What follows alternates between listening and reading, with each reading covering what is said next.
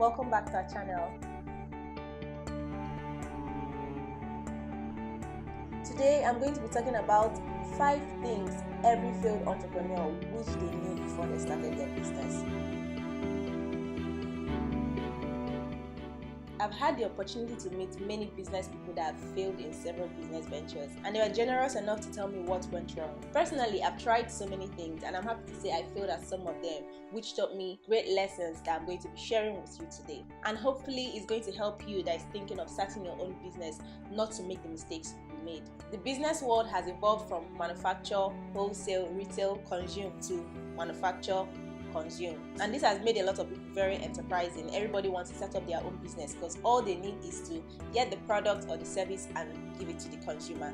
No more middlemen. But being enterprising is not the final solution. It's succeeding at entrepreneurship. Growing that business and sustaining it is the major key. It's hard to find someone who is business savvy that has never failed in a business venture. It's natural to fail, but the purpose of this video is to be able to reduce the number of times you fail in your business. Failure is natural as long as you don't remain there. So the key is to keep getting better, and the only way to get better is to learn the reasons why it didn't work previously. And we've been able to crunch these reasons into 5 major points that would help you to make the right decisions when you're entering your next business venture. Number 1, which is the easiest to do, a lot of people practice it without even trying hard, it's visualize the end or the peak of the business before you even start. I know, right? It sounds really easy, but the problem is that people don't practice it full on. Visualizing the end or the peak of your business is just another way of saying think big when you want to start your business. But you have to do more than thinking big or visualizing the end. You have to create a compelling future for yourself. I've listened to so many successful entrepreneurs like Elon Musk. He says it every time. He says you have to create something compelling that wakes you up every day. And the only way to do that is to visualize that end. Now you're starting it. Where do you want it to be in 10 years time, in 20 years time? And when you're able to make that picture really clear, every morning you just be like, man, I'm going to stand up and I'm going to look for what I'm going to do to get closer to this picture I'm seeing in my head. Visualizing something works better when you are active, in the sense that you are working towards it. You are making conscious effort every day, mentally and physically, to make that picture a reality. Because just thinking, oh, I want this business to be big, I want to be making 10 million naira every month, it's not just about thinking it. You have to put in some work. The only place success comes before work is in the dictionary. In every other situation, you have to work for it. It's not enough to say, okay, I want to create a business that will employ 100,000 people in 20 years time. What are you doing to build that kind of business? So it comes really easy to us because of our human nature, but we have to get more active in the visualization, put in the work. Besides people thinking big and not working towards it, there are some people that actually think really big and work towards it.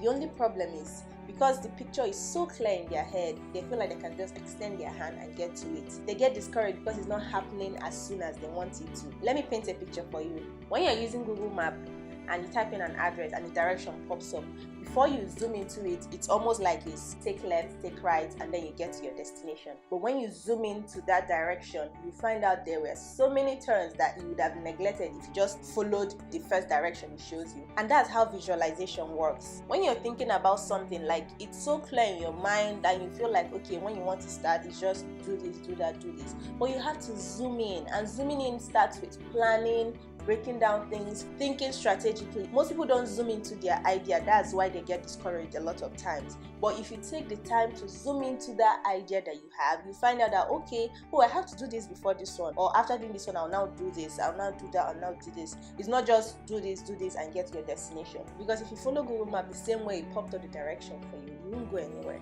I hope that made sense to you. Number 2 is something I learned from my brother.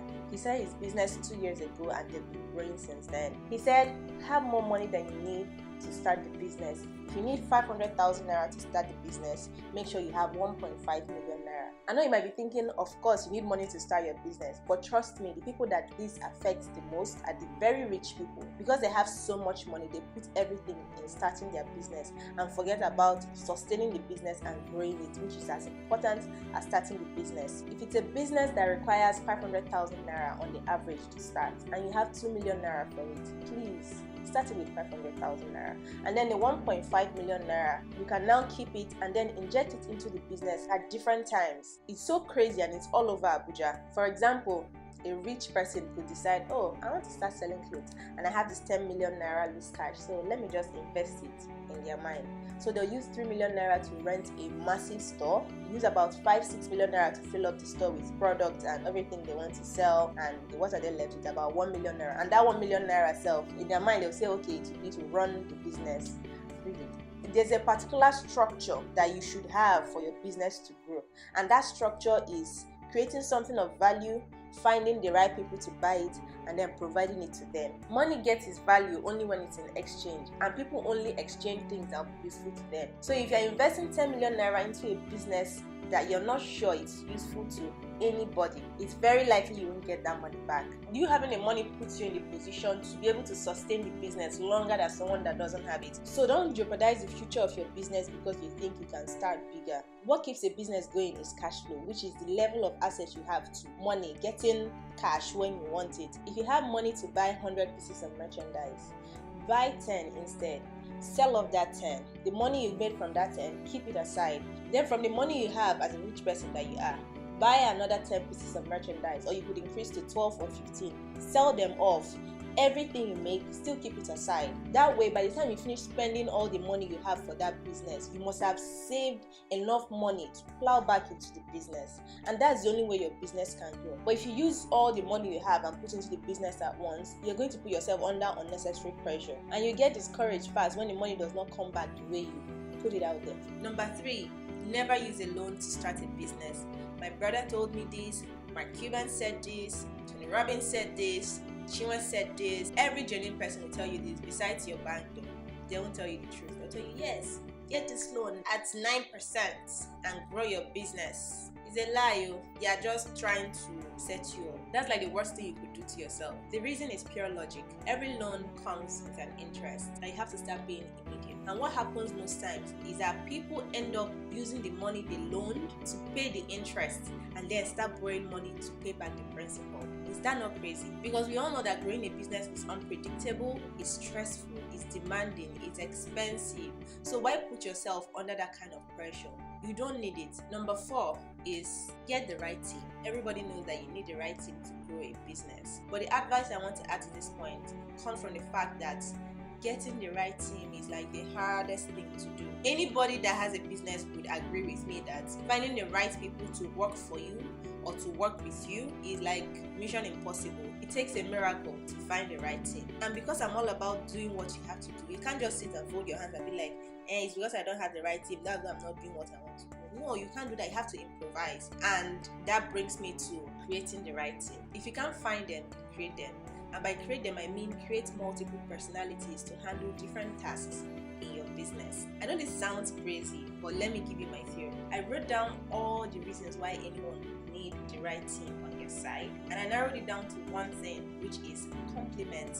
You need the right team so that they can complement you in terms of experience, finances, skill set, knowledge, and personality. Basically, what it involves is all those compliments you're looking for in other people. Try to create multiple personalities that will fulfill all those needs. You might be looking for a partner who would complement your personality. You might be the shy type, reserved, don't talk too much, don't know how to make friends, but you need someone who is out there, who can network, who can bring businesses for you. All you need to do is create an alter ego that will act as that outgoing networking person that you need when duty calls. I've read about this in different articles, and a lot of celebrities and successful entrepreneurs are practicing it. They just create an alter ego. This alter ego allows you to step into the person you want to be, because in our mind we've already created this identity about ourselves, and it's really hard to assume another role if we remain in that identity. So I encourage you to try it out. Figure out the most important person your business needs and try to create that persona until you find the real person to take the role. Because even as entrepreneurs, you need to be able to describe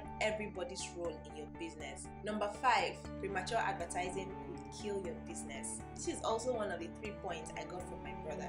He advised me that advertising your business too early could do more harm than good to your business. Before he told me that, I knew it in theory, but it didn't really make sense to me. And I even saw one short video of Tyler Perry giving the business advice, and still, I didn't really understand it, but it was after he broke it down to me, I was like, oh, so that's what it means. In that clip, he said that the best thing that happened to him was people not knowing who he was, him being under for so long. And what it allows you to do is to develop your skills. It allows you to make a lot of mistakes and learn from it. It allows you to explore, so that when you're ready to showcase for the world, it will be like, wow, where is this person coming from? The mistake most people make, which I did, was immediately they start their business, they just start advertising, they just start putting stuff out there and start inviting people in. It allows people to come in and criticize your humble beginning. Your humble beginning is a story you should tell the world later on, not what they should be a part of when you're starting. I don't know if that makes sense. I advise most of my clients to focus on marketing and not advertising.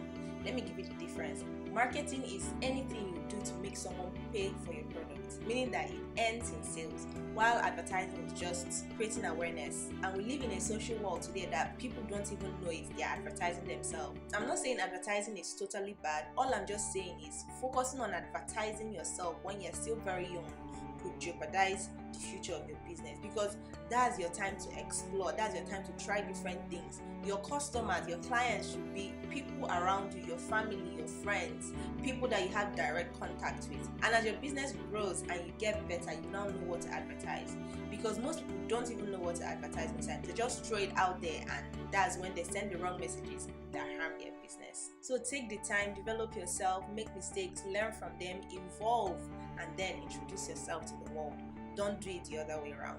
Okay, so those are the 5 major points I wish I knew in 2014, and I'm very sure many failed entrepreneurs wish they knew before they started their business. I hope you find it useful. I hope you think about it. I hope you apply it and not make the same mistakes we made, so that the future of your business can be brighter. Now it's your turn. I would like to hear from you.